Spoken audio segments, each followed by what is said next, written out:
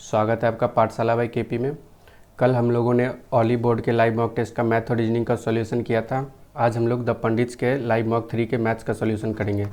Reasoning का solution मैंने छोड़ दिया है क्योंकि रीजनिंग इजी था। और इस क्लास के पीपीटी के लिए आप मेरे टेलीग्राम चैनल पाठशाला बाई केपी 30 को ज्वाइन कर सकते हैं। इसका पीपीटी शेयर वहाँ कर दिया जाएगा। चलिए स्टार्ट करते हैं।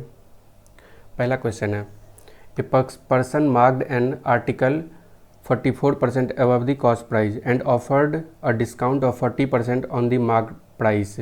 What is the loss और gain percent? ठीक है, कॉस्ट प्राइस से 44% एवब मार्क किया है। कॉस्ट प्राइस को हम लोग मान लेते हैं, कॉस्ट प्राइस को मान लेते हैं 100, कॉस्ट प्राइस को 100 मान लेते हैं। ठीक है,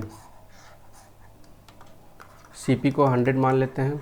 ठीक है, और सीपी से 44% एबव मार्कअप किया हुआ है तो 144/100 हो जाएगा।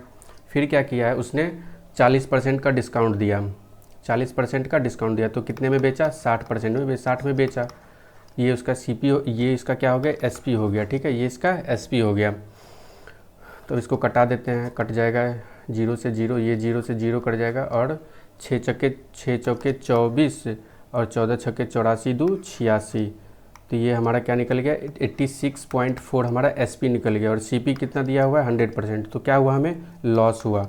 लॉस हुआ, कितने का लॉस हुआ, कितने परसेंट का लॉस होगा, इसको डायरेक्ट माइनस कर देंगे, 100 माइनस 86.4 कर देंगे तो ये लॉस परसेंट निकल जाएगा क्योंकि सीपी 100 ही है। तो 10 में से 4 गया 6 बचेगा, यहाँ 9 में से 6 गया 3 और 9 में से 1 गया 8, तो 13.6% आ जाएगा लॉस, 13.6 लॉस आ जाएगा। ठीक है, नेक्स्ट सवाल पे बढ़ते हैं। नेक्स्ट सवाल है, the total surface area of a cylinder whose area of the base is 616 centimetre square and volume is 4928 centimetre square. ठीक है, अब देखो इसमें दिया गया बेस का एरिया दिया हुआ। बेस का एरिया क्या होता है, pi square, pi r square. Pi square का वैल्यू कितना दिया हुआ है, 616। अब हमें पता है रेडियस अगर 7 होता है, रेडियस अगर 7 होता है तो पाई स्क्वायर कितना होता है, पाई स्क्वायर हो जाता है 154। ये इसका 4 गुना है, 4 गुना है यानी इसका रेडियस क्या हो जाएगा, डायरेक्ट निकालेंगे, डायरेक्ट 4 गुना है यानी रेडियस 2 गुना हो रहा होगा तो इसमें रेडियस कितना आ जाएगा, 14 सेंटीमीटर। निकालेंगे नहीं, इसमें उतना नहीं करेंगे कि निकालेंगे। ठीक है, तो रेडियस डायरेक्ट इससे हमें क्या पता हो गया, 14 सेंटीमीटर। अब देखो वॉल्यूम दिया हुआ है और बेस का एरिया दिया हुआ है। वॉल्यूम का फॉर्मूला क्या होता है, पाई स्क्वायर होता है, पाई स्क्वायर एच होता है। Pi square H by base का एरिया अगर हम लोग डिवाइड करें तो क्या हो जाएगा, डायरेक्ट एच निकल जाएगा। ठीक है, तो वॉल्यूम से अगर बेस का एरिया डिवाइड करेंगे तो क्या निकल जाएगा, डायरेक्ट एच निकल जाएगा, 4928/616। ये 8 से कटाते हैं इसको, 8 छक्के 48 से 48 और 8 कम 8 4 12 8 छक्के 48 1 49, तो ये 8 बार में कट गया तो h निकल गया हमारा 8 सेंटीमीटर। अब हमसे पूछा क्या गया है total surface area of the cylinder. Cylinder का टोटल सरफेस एरिया क्या होता है, टोटल सरफेस एरिया क्या होता है, 2 पाई आर एच प्लस आर होता है total surface area. 2 into pi का वैल्यू 22/7 और आर कितना निकाल लेते हैं हम लोग, 14 सेंटीमीटर निकाल लेते, तो आर की जगह 14 और एच प्लस आर, एच दिया हुआ है 8 और आर रेडियस है 14, तो 14 + 8 22 हो जाएगा। ठीक है, 22 हो गया, 7 से 2 बार में कट जाएगा ये। अब देखो 22 यहाँ भी है, 22 यहाँ भी है। 22 का स्क्वायर क्या होता है, 484 होता है, 484 गुना 2 दूना 4, तो इसको मल्टीप्लाई कर लेते हैं, 4 चौके 16, 1 बचेगा, 4 8 32, 1 33, 3 बचेगा, 4 चौके 16 3 19, तो 1936 सेंटीमीटर स्क्वायर इसका टोटल सरफेस एरिया निकल जाएगा, 1936। ऑप्शन नंबर डी होगा इसका आंसर। नेक्स्ट सवाल पे आते हैं। नेक्स्ट सवाल है, 28 man working 24 hours a day can complete a work in 27 days. Total work निकाल लेते हैं, टोटल वर्क कितना हो जाएगा, 32 मैन इंटू 24 इंटू 27 हो जाएगा, ये टोटल वर्क हो जाएगा। ठीक है, ये टोटल वर्क हो जाएगा। अब देखो बोला गया है सेम वर्क को then working for how many hours a day can 48 men complete half of the same work। Total work हमारा इतना है। अब बोल रहा है कि इस सेम वर्क का हाफ करके 48 मैन 18 दिन में कितने आवर में कर सकता है? बस आसान सा इक्वेशन है। 24 दूना 48, फिर इसको कटाएंगे 9 तिया 27, 9 दूना 18, 4 से 2 दूना 4, 4 8 32, 2 दूना 4 8 32, 8 दूना 2 चौके 8 होता है। तो एक्स का वैल्यू कितना आ जाएगा? आवर मतलब टाइम का वैल्यू क्या हो जाएगा? एक्स का वैल्यू हो जाएगा कितना घंटा लगा, उसका वैल्यू हो जाएगा 4 तिया 12 आवर। ठीक है, आसान सा था सवाल ये। नेक्स्ट सवाल पे आते हैं। नेक्स्ट सवाल है साइन 49 इंटू कॉस 41। कॉस 41 को क्या लिख सकते हैं हम लोग? साइन 49 लिख सकते हैं। कॉस 41 को साइन 49 लिख सकते हैं। तो ये क्या हो जाएगा? ऊपर साइन स्क्वायर 49 हो जाएगा। फिर इसमें साइन 41 को क्या लिख सकते हैं? कॉस 49 लिख सकते हैं। तो कॉस स्क्वायर 49 हो सकता है, लिख सकते हैं इसको 49 डिग्री। ठीक है, और इन दोनों का वैल्यू क्या हो जाएगा? 1 हो जाएगा। हमें पता है sine square theta plus cos square theta equal to 1 होता है। ये कैसे हुआ? हमें पता है cos sine 90 minus theta equal to cos theta होता है। ठीक है, थीटा की जगह क्या है? यहाँ 41 है, थीटा की जगह 41 डिग्री है। तो साइन इक्वल टू क्या हो जाएगा? 90 डिग्री माइनस 41, साइन 49 हो जाएगा। ठीक है, इस तरह से लाया। सिमिलरली इसमें करेंगे तो आप लोग कॉस 49 इसी तरह से आ जाएगा। तो sine square 49 degree plus cos square 49 equal to 1 हो जाएगा। अब नीचे आते हैं। नीचे देखो, नीचे कॉस ए माइनस बी का फॉर्मूला, ए प्लस बी का फॉर्मूला होता है cos A into cos B minus sine A into sine B होता है। ठीक है, ए की जगह क्या दिया हुआ है? 22 दिया हुआ है और बी की जगह 38 दिया हुआ है। तो ये कॉस ए प्लस बी का फॉर्मूला दिया हुआ है। कॉस ए प्लस बी कितना होता है? कॉस ए प्लस बी कितना हो जाएगा? कॉस 22 डिग्री प्लस 38 डिग्री, ये कितना हो जाएगा? कॉस 60 हो जाएगा। ये कॉस 60 का वैल्यू क्या कितना होता है? 1/2 होता है। ठीक है, अब ये 2 ऊपर चला जाएगा तो इसका आंसर क्या हो जाएगा? 2 हो जाएगा। चलिए नेक्स्ट सवाल पे आते हैं। नेक्स्ट सवाल, A man standing by the side of a rail track observes that an up train crosses him in 12 seconds and a down train thrice the length of up train crosses him in 24 seconds. How long will the two train take to cross each other? बोल रहा है एक आदमी, ये कोई track है। ठीक है, मान लेते हैं ये कोई ट्रैक है, यहाँ पे खड़ा है वो। ठीक है, बोल रहा है अप ट्रेन मतलब आने वाला। ठीक है, अप ट्रेन मतलब आने वाला और डाउन ट्रेन मतलब जाने वाला। ठीक है, तो अप ट्रेन बोल रहा है कि अप ट्रेन इस आदमी को कितने देर में क्रॉस करता है? 12 सेकंड में क्रॉस करता है। ठीक है, 12 सेकंड। और डाउन ट्रेन जो है 24 सेकंड में क्रॉस करता है। और डाउन ट्रेन जो है वो अप ट्रेन से 3 गुना ज़्यादा डाउन ट्रेन का जो मतलब लेंथ है वो अप ट्रेन से 3 गुना है। ठीक है, तो अब मान लेते हैं कि अप ट्रेन का स्पीड मान लेते हैं, अप ट्रेन का स्पीड मान लेते हैं x। तो इसका टोटल डिस्टेंस क्या हो जाएगा? टोटल लेंथ क्या हो जाएगा? अप ट्रेन का लेंथ ऑफ अप ट्रेन कितना हो जाएगा? 12 इंटू एक्स हो जाएगा, 12x हो जाएगा। अब बोला गया है डाउन ट्रेन का लेंथ जो है वो 3 गुना है अप ट्रेन से। डाउन ट्रेन का लेंथ कितना हो जाएगा? 3 गुना है अप ट्रेन से, तो 12x गुने 3 हो जाएगा। 12x गुने 3 यानी कि 36x हो जाएगा, 36x। ठीक है, अब बोला गया है कि डाउन ट्रेन जो है, ये आदमी जो खड़ा है उसको 24 सेकंड में क्रॉस करता है। तो इसे डाउन ट्रेन का स्पीड निकाल लेंगे। डाउन ट्रेन का स्पीड कितना हो जाएगा? 36x/24। इससे इसका स्पीड निकल जाएगा 12 तिया 36, 12 दूना 24, 3x/2। अब देखो, अब फिर बोला गया है कि हमें पूछ रहा है कि how long will the two train take to cross each other. तो दोनों ट्रेन एक दूसरे को क्रॉस करने में कितना टाइम लगाएंगे? तो दोनों ट्रेन का लेंथ को जोड़ेंगे और उसमें जो है उसका रिलेटिव स्पीड को डिवाइड कर देंगे तो टाइम निकल जाएगा। तो दोनों एक दूसरे को कितने देर में क्रॉस करेंगे। अब दोनों अपोजिट डायरेक्शन में है, अपोजिट डायरेक्शन में क्या होता है? दोनों का स्पीड ऐड होगा। ठीक है, तो टोटल लेंथ कितना हो जाएगा दोनों का जोड़ेंगे? तो 12x प्लस 36x बाय दोनों का स्पीड जुटेगा, क्योंकि अपोजिट डायरेक्शन में एक अप ट्रेन है एक डाउन ट्रेन है।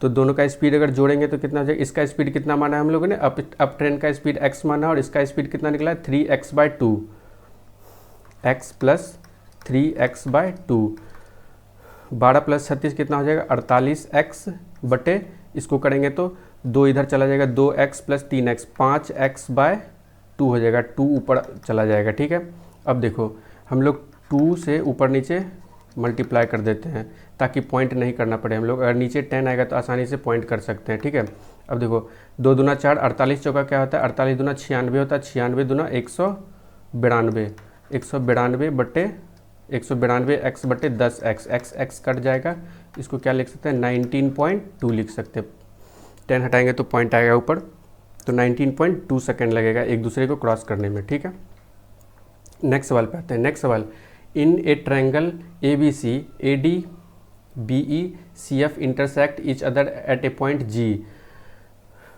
ठीक है, find the ratio of area of quadrilateral BFGD and to the area of triangle EBA। कोई एक ट्रायंगल है ABC, कोई एक ट्रायंगल दिया गया है हमें। ठीक है, A B और C। ठीक है, AD एक मीडियन है, AD एक मीडियन है और BE एक मीडियन है और फिर CF एक मीडियन है, CF एक मीडियन है। ये तीनों मीडियन जहाँ इंटरसेक्ट करता है वो क्या होता है हमारा सेंट्रॉइड होता है, और सेंट्रॉइड जो सेंट्रॉइड 2:1 में डिवाइड करता है, और हमें क्या पता है कि कोई ट्रायंगल में अगर 3 मीडियन इंटरसेक्ट करता है तो वो सेंट्रॉइड पे इंटरसेक्ट करता है और सबको 1-1 एरिया में डिवाइड करता है, जितना भी ट्रायंगल बनेगा सब 1-1 एरिया में डिवाइड होगा, तो इसी से हम लोग निकाल लेंगे। अब पूछ रहा है area of quadrilateral BFGD। BFGD कहाँ है ढूंढते हैं, दूसरा कलर ले लेता हूँ मैं,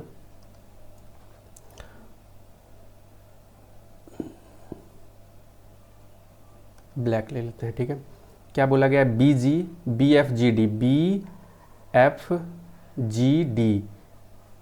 इसका एरिया कितना हो जाएगा 1 और 1 2 हो जाएगा, BFGD का एरिया कितना हो जाएगा 2 हो जाएगा। फिर क्या बोला गया है एरिया ऑफ ट्रायंगल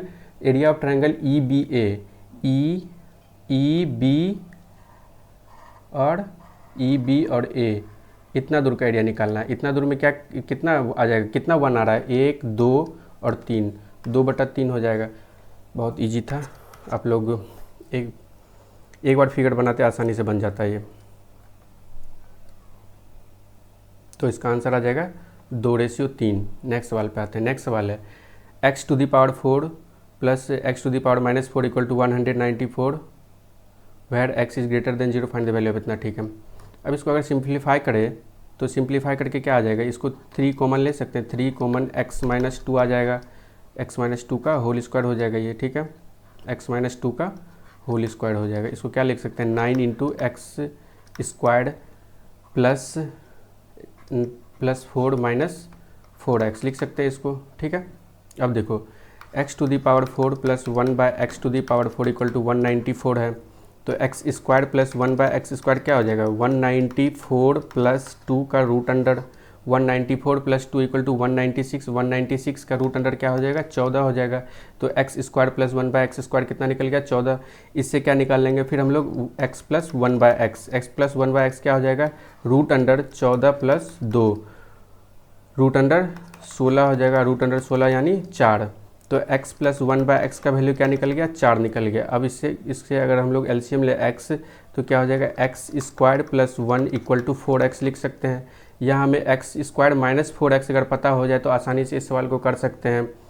यही तो निकालना है इतना दूर, अगर x² माइनस 4 का वैल्यू पता हो जाए तो हम लोग इस वैल्यू को आसानी से निकाल सकते हैं। तो x² माइनस 4x को इधर ले जाएंगे तो x² माइनस 4x हो जाएगा, और 1 को इधर ले जाएंगे तो -1, तो 9 × x² माइनस 4x की जगह क्या लिख सकते हैं 4 - 1 लिख सकते हैं। ठीक है, तो ये हो गया 9 4 - 1 3, 9 3 जा 27, तो इस सवाल का आंसर हो जाएगा ए नंबर 27।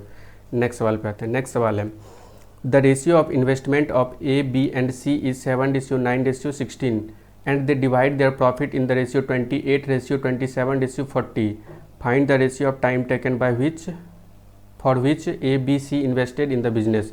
पार्टनरशिप का सवाल है। पार्टनरशिप में हम लोग को ये इन्वेस्टमेंट का रेशियो दिया हुआ है और टोटल प्रॉफिट का रेशियो दिया, तो टाइम का रेशियो क्या हो जाएगा, in total profit by investment, यानी कि 28/7 रेशियो 27/9 रेशियो 40/16। कटा देते हैं इसको, 7 चौके 28, 9 तिया 27, ये कितने से कटेगा, ये कट जाएगा 5, 8 पच्चे 40, 8 दूना 16। अब इसको फ्रैक्शन में तो रखेंगे नहीं, तो 2 एलसीएम ले लेते हैं, तो 2 क्या हो जाएगा, 4 दूना 8, 3 दूनी 6 और ये 5 हो जाएगा। तो 8 रेशियो, टाइम का रेशियो क्या आ जाएगा, 8 ratio 6 ratio 5, option number B. Next सवाल पे आते हैं। नेक्स्ट सवाल में बोला गया 85% of P is equal to 55% of Q. P से क्यू का रेशियो क्या आ जाएगा, बोल रहा है 85% ऑफ क्यू, तो 85 तो नीचे आ जाएगा और 55 ऊपर आ जाएगा। 5 से कटाएंगे इसको, 5 से 11, 5 से 17 पच्चे 85, ठीक है। अब बोल रहा है Q is k% more than P. Q जो है k% मोर है, कितना ज़्यादा है, ये 6 ज़्यादा है, 6 ज़्यादा है, कितने में, 11 में। तो क्यू k% का वैल्यू क्या आ जाएगा, k% का वैल्यू आ जाएगा 6/11, जहाँ कि अगर इसको परसेंटेज में हम लोग नहीं बदलते हैं, परसेंटेज में बदलेंगे तो ज़्यादा कॉम्प्लिकेटेड हो जाएगा, फिर वही बात यहाँ पे करना पड़ेगा, 6/11 ही आएगा परसेंटेज में करके। तो हम लोग डायरेक्ट क्या निकाल लेते हैं, k% ऑफ 187, 187 का k% क्या हो जाएगा, 187 इंटू 6/11, 11 से कटाते हैं इसको, 11 एकम 11, 11 सत्ते 77, 17 बार में कट गया, 17 छक्के होता है 102, ये हो जाएगा 102। तो ऑप्शन नंबर ए हो जाएगा इसका आंसर। नेक्स्ट सवाल पे आते हैं। नेक्स्ट सवाल है when 1062, 1134 and 1182 is divided by a greatest number A, the reminder in each case is B, ठीक है। Then what could be the LCM of A and B. बोल रहा है कि 3 नंबर दिया हुआ है, उसको एक ग्रेटेस्ट नंबर ए से डिवाइड किया गया। इस ग्रेटेस्ट नंबर ए को कैसे निकालेंगे, ठीक है। ग्रेटेस्ट नंबर ए को निकालने के लिए क्या करेंगे हम लोग, इसका डिफरेंस का क्या करेंगे, इसके डिफरेंस का हम लोग HCF निकाल लेंगे। इसके डिफरेंस का जो भी HCF आएगा वो क्या हो जाएगा, ए का वैल्यू आ जाएगा। इसका डिफरेंस कितना होगा, निकालते हैं डिफरेंस, 1134 माइनस 1062, तो ये आ जाएगा 4 में से 2 गया 2, 13 में से 6 गया 7, 72 आ जाएगा, 72 आ गया एक। और दूसरा डिफरेंस देखते हैं, 1182 माइनस 1134, तो 12 में से 4 गया 8, अब यहाँ बचा 7 में से 3 गया 4, 0, 48 आ गया। देख के ही पता चल रहा है 24 एलसीएम होगा। अब फिर तीसरा का भी डिफरेंस निकाल ही लेते हैं, HCF 1062, इसमें इसका डिफरेंस निकालते हैं 0, 8 में से 6 गया 2, 1, तो डिफरेंस क्या आ गया, 72, 48 और 120। तो इसका HCF क्या आ जाएगा, जो इसका HCF आएगा वही ए का वैल्यू हो जाएगा। HCF कितना आएगा इसका देखो 24 है, यहाँ डिफरेंस आ रहा है, यहाँ भी कुछ डिफरेंस आएगा, तो HCF हो जाएगा 24, ठीक है। इसका HCF कितना आ गया 24, और यही ए का वैल्यू है, ठीक है। अब ये जो ए से इसको ये ग्रेटेस्ट नंबर निकला, ठीक है। ग्रेटेस्ट नंबर ए कैसे निकालेंगे, फिर से बता देता हूँ मैं, इसका डिफरेंस निकालेंगे और डिफरेंस निकाल के इसका HCF निकाल देंगे, तो ग्रेटेस्ट वैल्यू निकल जाएगा ए का, ठीक है। ए ग्रेटेस्ट वैल्यू निकल जाएगा। अब इससे ए से हम डिवाइड करेंगे, कोई भी नंबर को डिवाइड करो सेम रिमाइंडर आएगा। यहाँ बोला गया है कि reminder in each case is B, सब केस में बी ही आएगा। अब देखते हैं रिमाइंडर क्या आता है 24 से डिवाइड करने पर। 24 से हम लोग 1062 को डिवाइड कर देते हैं, तो 24 चौका 96 होता है, बचा 0, 1, 2, फिर 2 उतर जाएगा यहाँ, 24 चौका फिर से 96, 12 में से 6 गया 6, तो रिमाइंडर कितना आ गया, 6 आ गया। रिमाइंडर 6 आ गया, यानी कि ये बी का वैल्यू के बराबर है। तो बी का वैल्यू कितना आ गया, बी का वैल्यू आ गया 6। अब पूछ रहा है what could be the LCM of A and B. A and B का एलसीएम क्या हो जाएगा, 6 और 24 का एलसीएम कितना हो जाएगा, 6 और 24 का एलसीएम, 6 और 24 का एलसीएम निकाल लेते हैं, 2 से 12, 2 तिया, फिर इसको करेंगे 3 से, 3 चौके 12, 3 एकम 3, 4 तिया 12 दूना 24, तो एलसीएम इसका कितना आ जाएगा 24, जो ए के ही बराबर है, ए का वैल्यू के ही बराबर है, 24 तो ए ही है, तो हमारा आंसर क्या हो जाएगा इसमें, ए हो जाएगा, ठीक है। नेक्स्ट सवाल पे आते हैं। नेक्स्ट सवाल है in a right angle triangle angle B is 90 degree. पहले एक राइट एंगल ट्रायंगल बनाते हैं, उसमें एंगल बी कितना दिया हुआ है, 90 डिग्री दिया हुआ है, ए बी और सी, ए बी और सी, सॉरी ठीक है। ए बी दिया हुआ है 33 और बी सी दिया हुआ है 56। अब देखो, अगर हमें ट्रिपलेट पता है 33, 56 और 65, 33, 56 ट्रिपलेट होता है, 33, 56 और 65 ट्रिपलेट होता है। ये बहुत इंपॉर्टेंट ट्रिपलेट है, ये एसएससी में रिपीटेडली इस पे क्वेश्चन पूछा जाता है। तो हाइपोटेनस कितना हो जाएगा इसका, 56 हो जाएगा। अब बोल रहा है if B D is the median, B D जो है एक मीडियन है, मीडियन यानी कि ये दोनों इक्वली डिवाइड करेगा, ठीक है। And G the centroid that and G is centroid, then find the approximate length of G D. जी कोई सेंट्रोइड है, मीडियन पे सेंट्रोइड होता है, पता है आप हम लोगों को।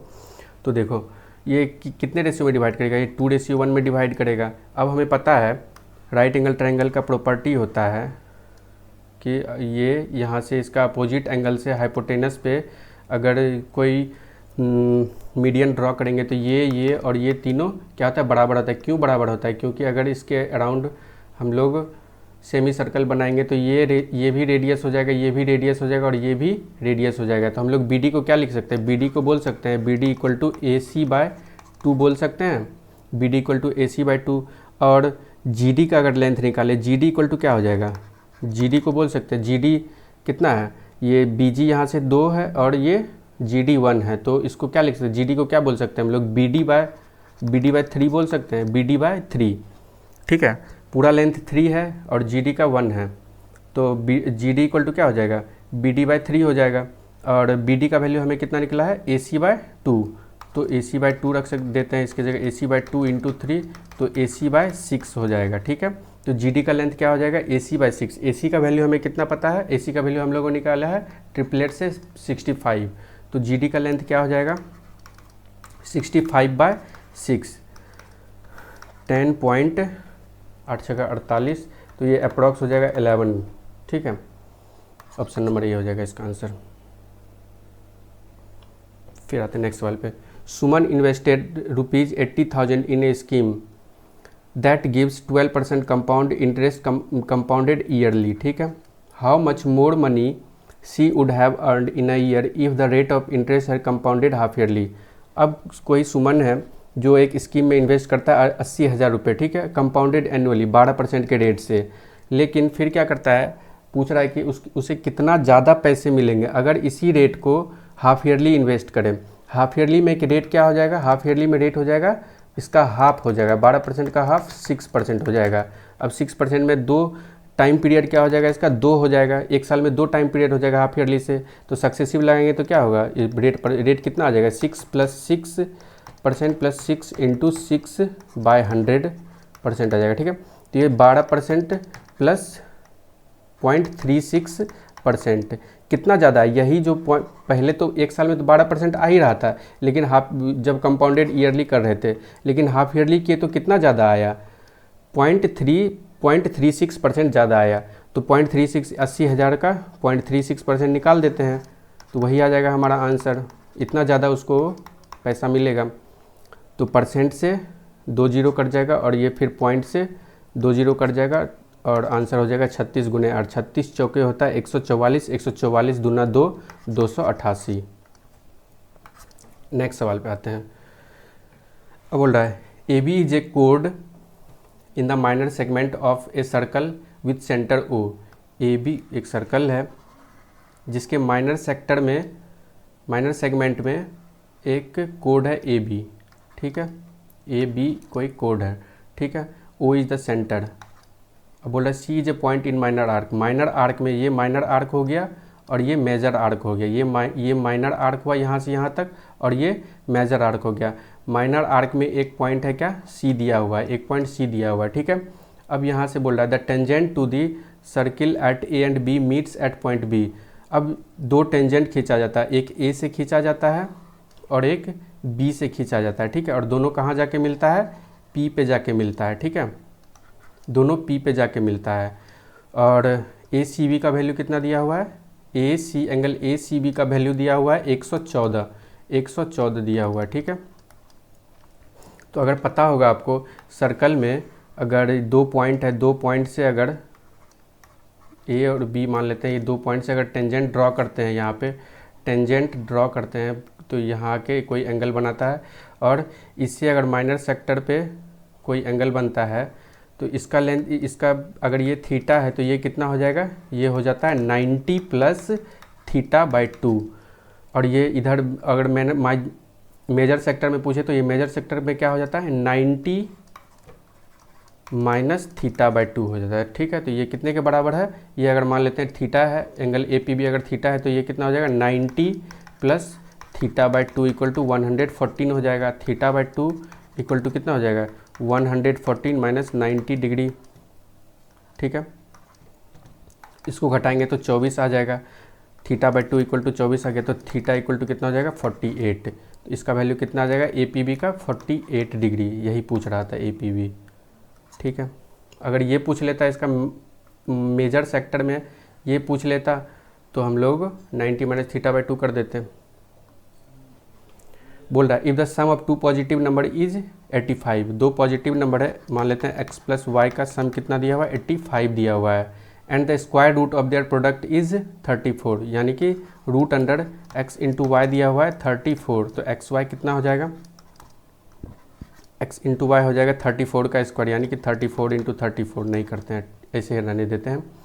बोल रहा है find this sum of their reciprocal, इसका रेसिप्रोकल का सम यानी 1 by X plus 1 by Y. कैसे निकाल सकते हैं इसको, x plus Y by 1 by X plus Y by X Y कर देंगे, तो x प्लस वाई कितना दिया हुआ है, 85 दिया हुआ है, और एक्स वाई का वैल्यू कितना दिया हुआ है, 34 गुने 34, 17 पच्चे 85, 17 दूना 34, तो 5/68 हो जाएगा इसका वैल्यू, 5/68, 34 दूना 68 होता है, 5/68। नेक्स्ट सवाल पे आते हैं।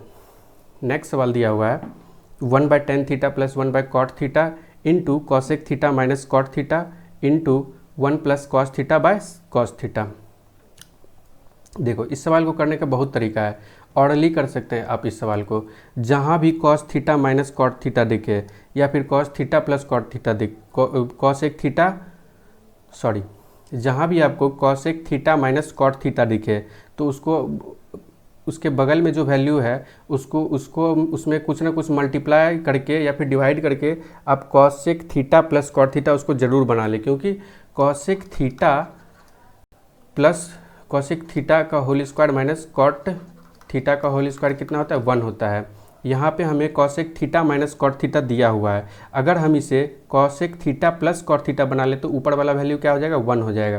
कैसे बना सकते हैं, इसमें ऊपर नीचे हम लोग कॉसेक थीटा से मल्टीप्लाई कर देंगे, ऊपर नीचे कॉसेक थीटा से मल्टीप्लाई कर देंगे। अब देखो 1 प्लस कॉस थीटा में अगर कॉसेक थीटा से मल्टीप्लाई करेंगे तो क्या हो जाएगा, कॉसेक थीटा प्लस, और कॉसेक थीटा इक्वल टू क्या होता है, 1 बाय साइन थीटा, तो cos theta bye sine theta क्या हो जाएगा, कॉट थीटा। तो ये इतना दूर क्या बन जाएगा, ये इतना दूर बन जाएगा हमारा cosec theta plus cot theta. अब cosec theta minus cot theta है और cosec theta into cot theta, तो ये क्या हो जाएगा, cosec square theta minus cot square theta, तो ऊपर वाला का वैल्यू क्या हो जाएगा, डायरेक्ट 1। ये सब मन में करना था, ये नहीं मतलब लिखना नहीं था ये सब, ये तो मैं आपको समझाने के लिए इतना लिख रहा हूँ, ये लिखना नहीं है, बस मन में करना है ये सब। तो बचेगा क्या, इसको 1 बाय 10 को क्या लिख सकते हैं, कॉट थीटा, और 1 बाय कॉट को 10 थीटा लिख सकते हैं। ठीक है, इतना आ गया, और ऊपर वाला तो ये 1 ही आ गया, तो 1 by cos theta into cosec theta. Cosec theta ऊपर नीचे दोनों जगह मल्टीप्लाई किए थे। अब देखो tan theta plus cot theta का डायरेक्ट वैल्यू याद रखना है, 1 by sine theta into cosec theta, या फिर cosec theta into sec theta, ये याद रखना है। ठीक है, जो भी वैल्यू रखो आसानी से आ जाएगा। अब इसके जगह हम लोग रख देते हैं cosec theta, tan theta plus cot theta का डायरेक्ट वैल्यू, ये वैल्यू याद रखना है आपको, नोट कर लेंगे आप लोग, ये वैल्यू बहुत काम आएगा इसका ये value tan theta plus cot theta का।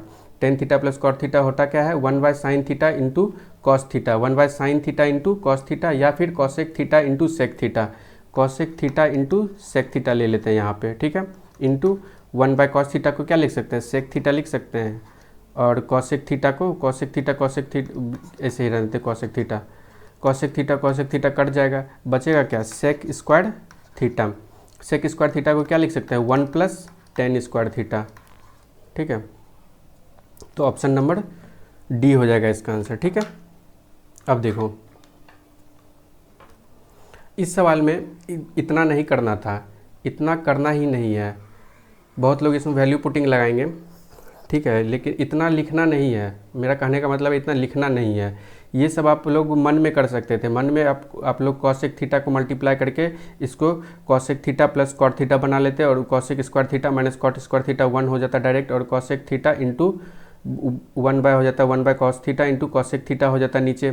फिर इसको tan theta plus cot theta का अगर आपको वैल्यू पता है तो आप लोग डायरेक्ट करते cosec theta into sec theta. Direct आप लोग यहाँ से सॉल्व करना स्टार्ट करते cosec theta into sec theta into sec theta by cosec theta. Sec theta cosec theta cut जाता है और डायरेक्ट सेक स्क्वायर थीटा होता है, और sec square theta equal to होता है 1 + tan स्क्वायर थीटा।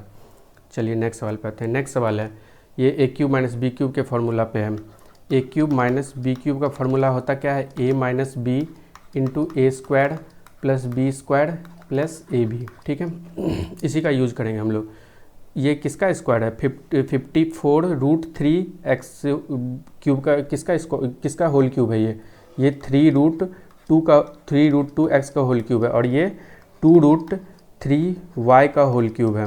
इसको तोड़ेंगे तो क्या आ जाएगा, 3√2x माइनस 2√3y आ जाएगा। ठीक है, फिर क्या आ जाएगा, इसका स्क्वायर करेंगे 3 तिया 9 दूना 18x स्क्वायर प्लस 2 दूना 4 तिया 12y स्क्वायर प्लस हमें इसका वैल्यू इधर कुछ कोई वैल्यू मतलब कोई वेरिएबल है नहीं सी डी, तो हम इतना करके ही छोड़ देंगे, इसके आगे करेंगे ही नहीं, क्योंकि हमें पता है सेम ही आएगा 6√6xy ही आएगा, इसलिए आगे नहीं करेंगे। हमें जितना वैल्यू चाहिए उतना ही करेंगे सॉल्व हम। ठीक है, तब इससे कंपैरिजन कर लेते हैं, इस दोनों से कंपैरिजन कर लेते हैं, इसको और इसको।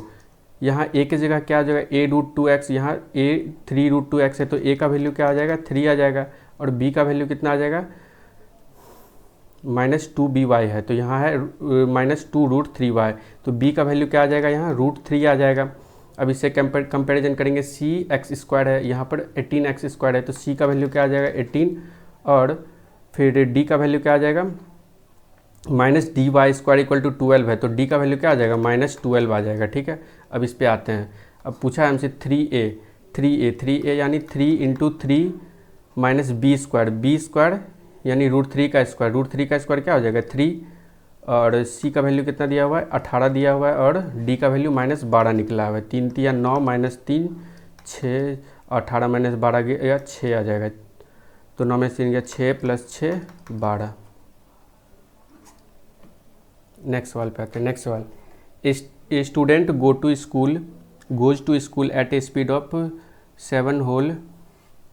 7.3/4 kilometre per hour and return at a speed of 6 kilometre per our.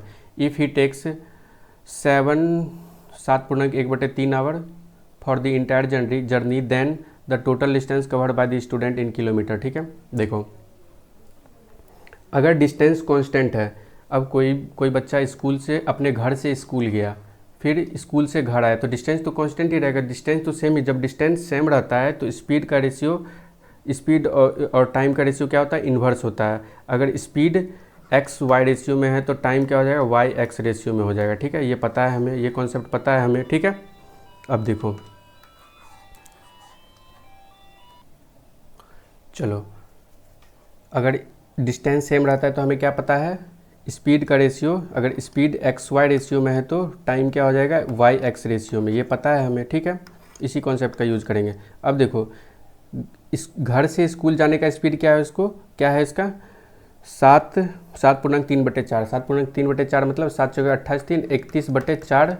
ठीक है, किलोमीटर पर आवर। फिर स्कूल से घर आने का क्या है 6 किलोमीटर पर आवर। ठीक है, तो टाइम का रेशियो क्या हो जाएगा, इसका टाइम का रेशियो हो जाएगा 6 रेशियो, ये स्पीड का रेशियो है, और ये टाइम का रेशियो क्या हो जाएगा 6 रेशियो 31/4। हम लोग इसको फ्रैक्शन में नहीं रखते, फ्रैक्शन में क्यों नहीं रखेंगे वो आगे देखेंगे, क्योंकि प्रॉब्लम हो जाएगा फ्रैक्शन में रखेंगे तो कैलकुलेशन में प्रॉब्लम हो जाएगा। 6 चौके 24 बना लेते हैं इसको, और ये 31 हो जाएगा। तो यहाँ से टाइम क्या आ गया हमारा 24 आ गया, और इधर से टाइम कितना आ गया, इसको घर मतलब घर से स्कूल जाने में 24 टाइम लग रहा है, और स्कूल से घर आने में 31 टाइम लग रहा है, 31 आवर लग रहा है। ठीक है, और उसको बोल क्या रहा है कि if he takes 7.1/3 hours for entire journey. Entire journey के लिए इतना समय लगता है उसको, 7 22 22.3 आवर लगता है उसको टोटल जर्नी में। टोटल जर्नी हमारा टोटल टाइम कितना है हमारा, टोटल टाइम अगर हम इस टोटल यूनिट टाइम निकालें तो कितना आ जाएगा, 24 + 31, 24 + 31 कितना आ जाएगा, 55। 55 यूनिट का वैल्यू दिया हुआ है कितना, 22/3। तो एक यूनिट का वैल्यू कितना हो जाएगा, 22/3/55। ठीक है। अब देखो, अब यहाँ से अगर डिस्टेंस निकाले इसका तो डिस्टेंस क्या हो जाएगा, 31/4 गुना 24, 31/4 गुना 24। ठीक है। और इतना यूनिट डिस्टेंस आ जाएगा। एक यूनिट का वैल्यू हमें पता है 22/3 गुना 55, तो इसको इंटू कर देंगे, 22/3 गुने 55, 11 दूना 22, 11 पचे 55, 3 अठे 24, 4 दूना 8। फिर से हम लोग ऊपर नीचे 2 से मल्टीप्लाई कर लेंगे, क्योंकि नीचे हमें 10 बनाना है। 10 बनाएंगे तो आसानी से कैलकुलेशन कर सकते हैं आप, नहीं तो फिर हमें 5 से डिवाइड करना पड़ेगा। तो 31 अठे, ऊपर कितना हो गया, 2 दूना 4 दूना 8, 31 अठे कितना हो जाएगा, 31 अठे 8 कहीं 8, 8 तिया 24/10, तो कितना हो जाएगा, 24.8 किलोमीटर डिस्टेंस आ गया। ये एक तरफ का डिस्टेंस हुआ, 24.8 जो है ये एक तरफ का किलोमीटर, एक तरफ का डिस्टेंस हुआ। टोटल इंटायर जर्नी का पूछ रहा है, इंटायर जर्नी में कितना डिस्टेंस कवर करेगा, इसका 2 गुना कर देंगे, 24.8 गुना 2, 8 दूना 16, 24 दूना 48, 49, तो 49.6 किलोमीटर इंटायर जर्नी का डिस्टेंस आ जाएगा। ठीक है। नेक्स्ट सवाल पे आते हैं। नेक्स्ट सवाल है, a tank is filled in 7 hours by 3 pipe ABC। एक टैंक जो है 7 आवर में 3 पाइप के द्वारा भरा जाता है। ठीक है। बोल रहा है the pipe C is thrice as fast as B। बोल रहा है a tank is filled in 7 hours by 3 pipes A, B and C। एक टैंक जो है 7 आवर में भरा जाता है 3 पाइप के द्वारा, A, B और C के द्वारा। ठीक है। The pipe C is thrice as fast as B and pipe B is 5 times as fast as A। ठीक है। A, B, C 3 पाइप है। ठीक है, मान लेते हैं 3 पाइप है। 3 पाइप मानेंगे, क्या दिया हुआ है, बोला गया है कि B is 5 times faster than. अगर B का एफिशिएंसी अगर 1 है तो 5 का B का A का एफिशिएंसी अगर 1 है तो B का एफिशिएंसी 5 हो जाएगा, और C का एफिशिएंसी कितना हो जाएगा, बोल रहा है pipe C thrice as fast as B, तो 15 हो जाएगा। ठीक है। अब बोल रहा है कि ये तीनों पाइप मिल के टंकी को कितना देर में भर रहा है, तो तीनों पाइप एक घंटा में कितना भर रहा है, 1 घंटा में कितना लीटर भर रहा है, तो 15 5 20 21 बटे 21 गुने 7, ये टोटल कैपेसिटी हो जाएगा टंकी का। टोटल कैपेसिटी हो जाएगा टंकी का। अब पूछ रहा है हमसे how much time will pipe C alone take to fill the 5/7 part of the tank. इसका 5/7 पार्ट कितने देर में भरेगा C के बारे में पूछ रहा है ना। तो टोटल कैपेसिटी कितना दिया हुआ है, 21 गुना 7 दिया हुआ है, इसका 5/7 पार्ट पूछ रहा है कितने देर में भरेगा। C का एफिशिएंसी कितना है, एक घंटे में कितना लीटर भरता है, 15, तो 15 से डिवाइड कर देंगे, 7 7 कट गया, 5 तिया 15, 3 सते 21। ठीक है। तो कितना आवर लगेगा उसको भरने में, 5/7 पार्ट टोटल टंकी का 7 घंटा लगेगा। नेक्स्ट सवाल पे आते हैं। नेक्स्ट सवाल है, नेक्स्ट सवाल दिया हुआ है 1/8 इंटू A² - B² के फॉर्म में है, दिख रहा है, तो इसको क्या लिख सकते हैं, A + B into A - B लिख सकते हैं। A + B x + 1/x plus x + 1/x into x + 1/x minus x + 1/x लिख सकते हैं। ठीक है। x कट गया, इसे 1/x कट गया, कैंसिल हो जाएगा, तो 1/8 इंटू हो जाएगा 2x इंटू 2/x हो जाएगा। ठीक है। x कट जाएगा, तो इस तरह से आ जाएगा 1/8 इंटू 4, तो 1/2 हो जाएगा इसका आंसर। ठीक है। नेक्स्ट सवाल पे आते हैं। नेक्स्ट सवाल है, in a triangle ABC D and E are point on the side BC and AC such that lines AD and BE intersect each other at O। चलिए देखते हैं क्या है सवाल। एक ट्रायंगल है ABC, कोई ट्रायंगल है, सॉरी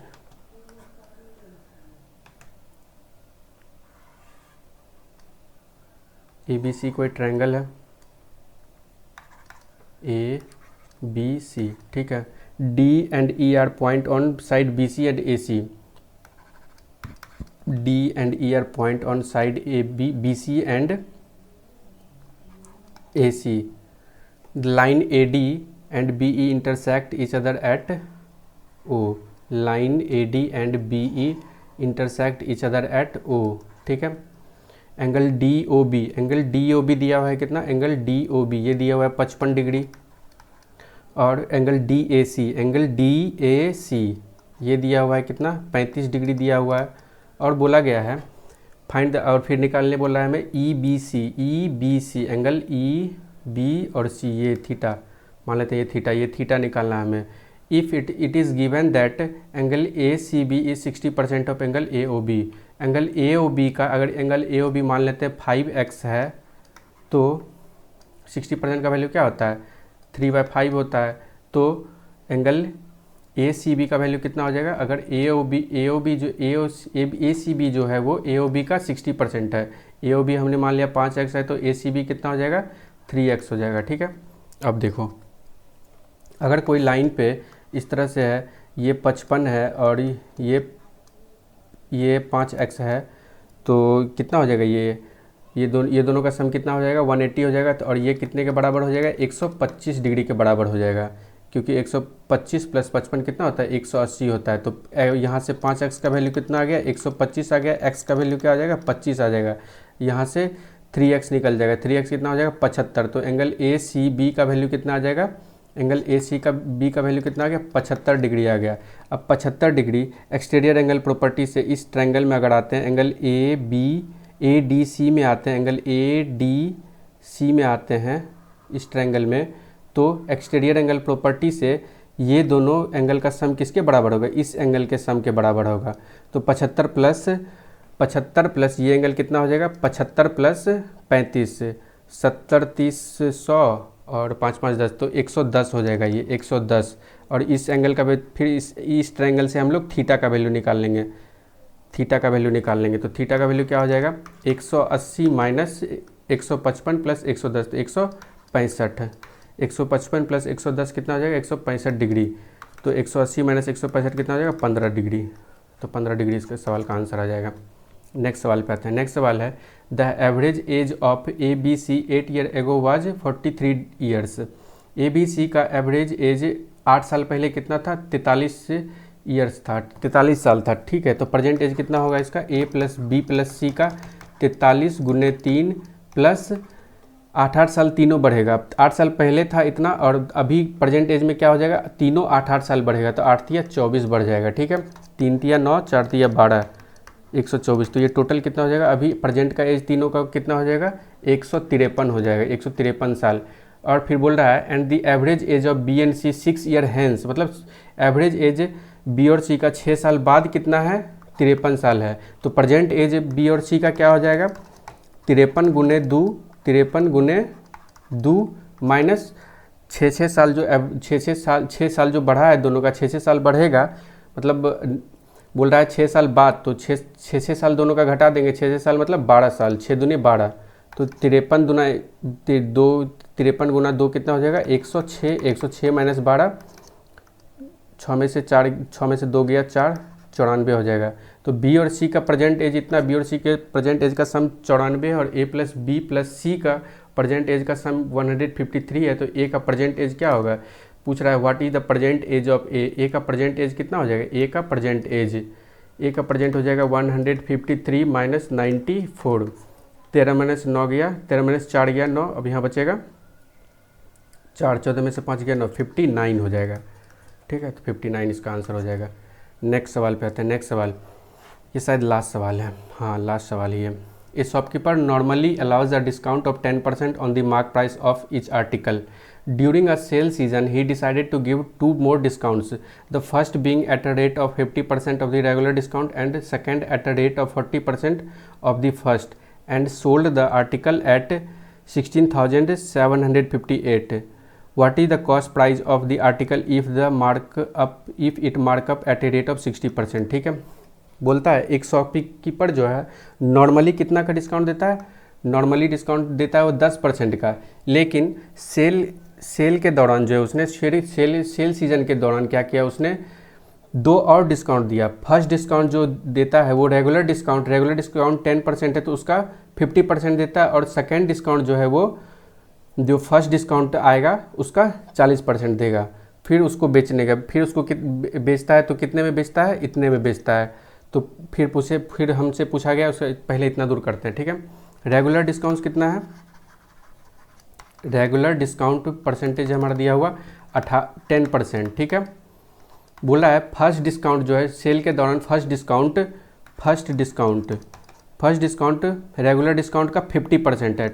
10% का 50% क्या हो जाएगा, 10% का 50% कितना हो जाएगा, 5% हो जाएगा।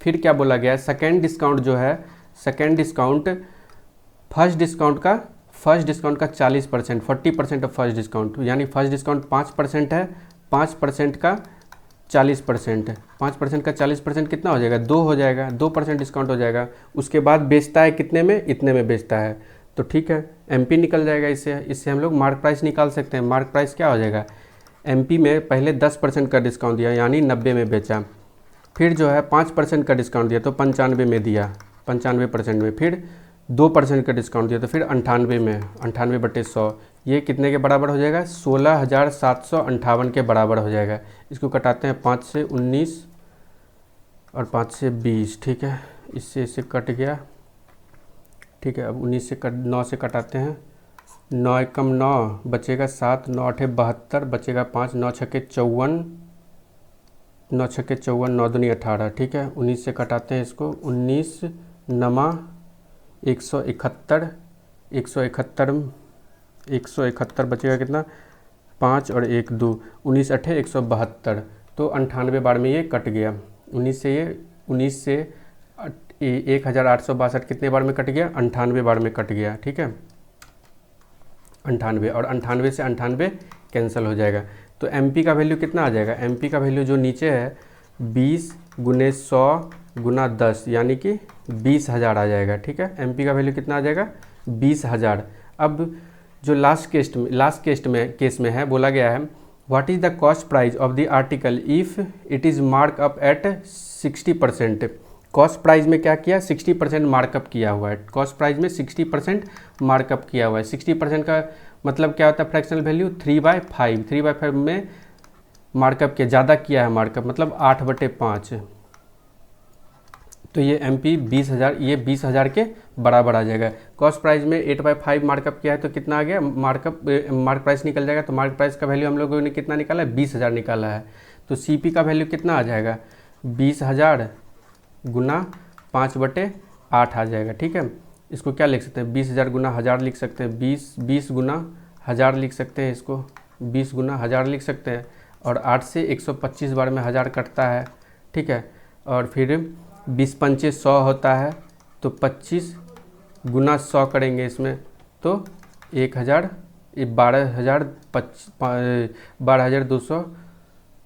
12,500 इसका आंसर आ जाएगा, ठीक है। कैलकुलेशन को सिंप्लीफाई करने का बहुत तरीका है। जैसे इसमें अभी मैंने क्या किया, 1000 से 8 को कटा दिया, डायरेक्ट 125 आ गया। 125 में फिर इसको हम 125 से 5 में मल्टीप्लाई नहीं करके हम लोग डायरेक्ट 20 में 5 से मल्टीप्लाई कर दिए तो 100 आ गया, और फिर 125 में 100 मल्टीप्लाई कर दिए तो 12,500 आंसर आ गया। यही हमारा कॉस्ट प्राइस होगा, ठीक है, ऑप्शन नंबर बी, ठीक है, हो गया। आज 3 सवाल नहीं लिया है मैंने। 3 सवाल में कौन कौन सा था, एक सिंप्लीफिकेशन का एक सवाल नहीं लिया है, इजी था सिंप्लीफिकेशन, और फिर 2 ग्राफ का सवाल नहीं लिया है।